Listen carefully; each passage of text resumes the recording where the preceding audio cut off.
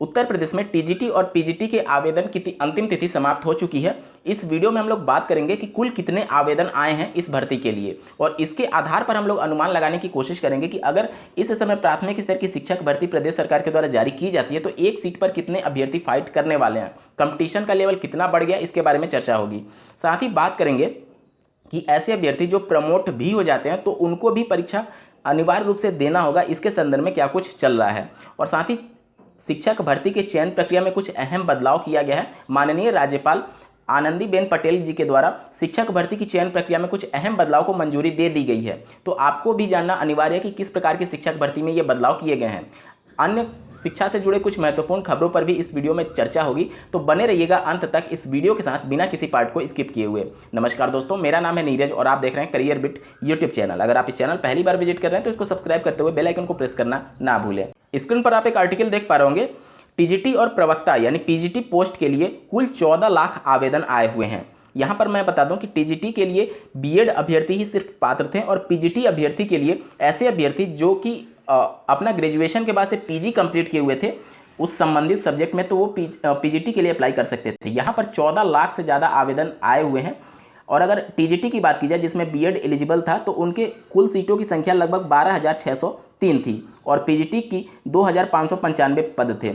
इतने भारी संख्या में आवेदन आना कहीं ना कहीं ये इशारा कर रहा है कि उत्तर प्रदेश में कितनी भारी संख्या में बेरोजगारी हो चुकी है बीएड और बीटीसी कंप्लीट करने वाले अभ्यर्थियों की। यहाँ पर ये जो आंकड़े हैं सिर्फ बीएड वाले अभ्यर्थियों की हैं, और अगर टीजीटी के लिए जो आवेदन हुए होंगे, मान लीजिए कि हम लोग मान लेते हैं कि 3 लाख अगर पीजीटी के लिए आवेदन भी होंगे, तो भी 11 लाख ऐसे अभ्यर्थी हैं जो कि बीएड से संबंधित हैं, जो कि बेरोजगार बैठे हुए हैं उत्तर प्रदेश में। अब अगर इस समय प्राथमिक स्तर की शिक्षक भर्ती आती है तो इन बीएड के साथ साथ जो बीटीसी वाले बेरोजगार बैठे हुए हैं और डीएलएड वाले पहले के बैचेज वाले, तो उन सबको मिला दिया जाए तो एक भारी भरकम आंकड़ा आपको देखने को मिल सकता है। अगर आप डिटेल में समझना चाहते हैं कि आने वाली प्राथमिक स्तर की शिक्षक भर्ती में एक सीट पर कितने बच्चे फाइट करने वाले हैं, तो इसके रिगार्डिंग एक डेडिकेटेड वीडियो मैंने बना रखा है, जिसका लिंक आपको इस वीडियो के डिस्क्रिप्शन में मिल जाएगा। उस वीडियो को आप जरूर देखिए। आने वाली शिक्षक भर्ती में पहले की जो शिक्षक भर्तियां हो चुकी हैं 68,500 और 69,000 सहायक अध्यापकों की भर्ती, उससे कितना ज़्यादा कंपटीशन बढ़ने वाला आपको क्लियर एक आइडिया लग जाएगा।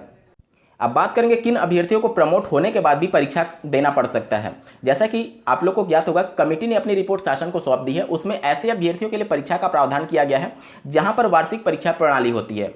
वहां पर अगर पिछले वर्ष भी वो प्रमोट हुए होंगे फर्स्ट ईयर में, और इस समय अगर वो सेकेंड ईयर में होंगे, तो जाहिर सी बात है इस वर्ष भी उनको प्रमोट करना होगा कमेटी की रिपोर्ट के अनुसार। तो लगातार 2 वर्ष उनको प्रमोट किया जा रहा है। इसी वजह से कमेटी ने ये सिफारिश की है शासन से कि इन अभ्यर्थियों को, जो कि जहां पर वार्षिक परीक्षा प्रणाली है और पिछले वर्ष भी प्रमोट हुए थे और इस वर्ष भी प्रमोट हो रहे हैं, इन अभ्यर्थियों को सेकेंड ईयर की जो परीक्षा है वो थर्ड ईयर की परीक्षा एक साथ ली जाए। मतलब इन अभ्यर्थियों को सेकेंड ईयर और थर्ड ईयर की परीक्षा एक साथ देना अनिवार्य हो जाएगा।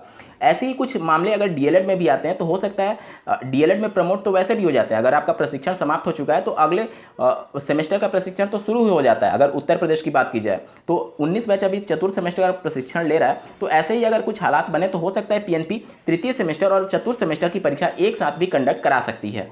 अगर अभ्यर्थियों को प्रमोट का लाभ पीएनपी और एससीईआरटी ना देना चाहे उस कंडीशन की बात हो रही है। लेकिन अगर आप लोग का दबाव रहा तो पीएनपी और एससीईआरटी थर्ड सेमेस्टर प्रमोट पर भी विचार कर सकती है। और जैसा कि आप लोग को ज्ञात होगा, 23 मई 2021 को डीएलएड के रिप्रेजेंटेटिव्स के द्वारा एक ट्विटर पर अभियान चलाया जा रहा है 19 बैच को प्रमोट करने के संदर्भ में। तो अगर आप चाहें तो इस अभियान में भाग ले सकते हैं।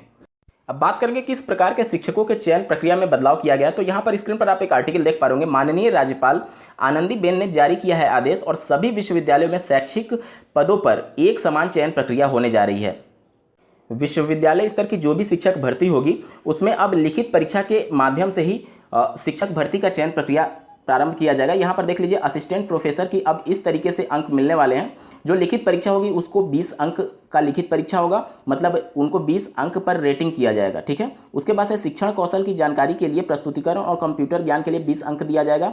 स्नातक, स्नाकोत्तर और एमफिल तथा समतुल्य डिग्री के आधार पर बेसिक अकादमी स्कोर यानी एकेडमिक का भी स्कोर 20 अंक होगा। इसके अलावा विश्वविद्यालय अनुदान आयोग द्वारा निर्धारित व्यवस्था के अनुसार एपीआई 30 अंक का होगा और साक्षात्कार 10 अंक का होगा। इन सबको मिलाकर के 100 अंक पर गुणांक तैयार किया जाएगा और उसके आधार पर अब चयन प्रक्रिया अपनाई जाएगी विश्वविद्यालय स्तर में शिक्षकों की भर्ती के संदर्भ में। यूपीपीएससी अब अगले 6 माह में 13 परीक्षाएं कराने के लिए चुनौती स्वीकार कर रहा है। यहाँ पर कुछ परीक्षाएं स्थगित की गई थी यूपीपीएससी के माध्यम से, आप स्क्रीन पर देख पा रहे होंगे। प्रवक्ता राजकीय डिग्री कॉलेज स्क्रीनिंग परीक्षा जो थी 2020 की उसको स्थगित किया गया था। इसके अलावा प्रधानाचार्य श्रेणी, उप प्रधानाचार्य और सहायक निदेशक स्क्रीनिंग परीक्षा 2019 को स्थगित किया गया था। और ऐसे ही आप देख पा रहे होंगे बहुत सारी परीक्षाएं स्थगित की गई हैं। इन परीक्षाओं को अब 10 जुलाई से प्रस्तावित करने के संदर्भ में यूपीपीएससी तैयारी कर रहा है। यहाँ पर देख सकते हैं प्रस्तावित परीक्षा जो 10 जुलाई को है वो संभागीय निरीक्षक प्राविधिक परीक्षा 2020 को होने वाली है। और 25 जुलाई यूनानी चिकित्सा अधिकारी स्क्रीनिंग परीक्षा 2018 की परीक्षा होने वाली है। उसके बाद से 1 अगस्त को समीक्षा अधिकारी,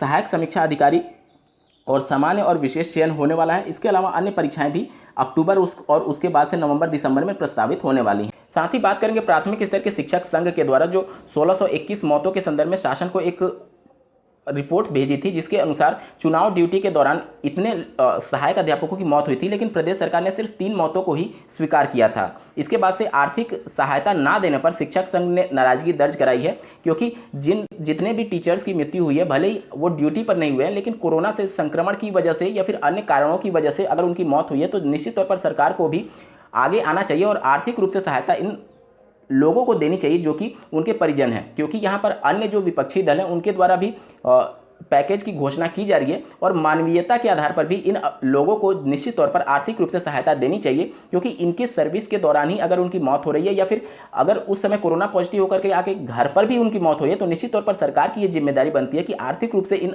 परिवारों को कोई भी परेशानी ना हो, इसका वो खास रूप से ख्याल रखें। दोस्तों, इस वीडियो का डिस्क्रिप्शन आप जरूर चेक करिएगा। प्राथमिक स्तर में एक सीट पर कितने फाइट होने वाली है आने वाली शिक्षक भर्ती में, इसको जानने के लिए। इस वीडियो को देखने के लिए आपका बहुत बहुत धन्यवाद। भगवान करे आपका दिन शुभ हो।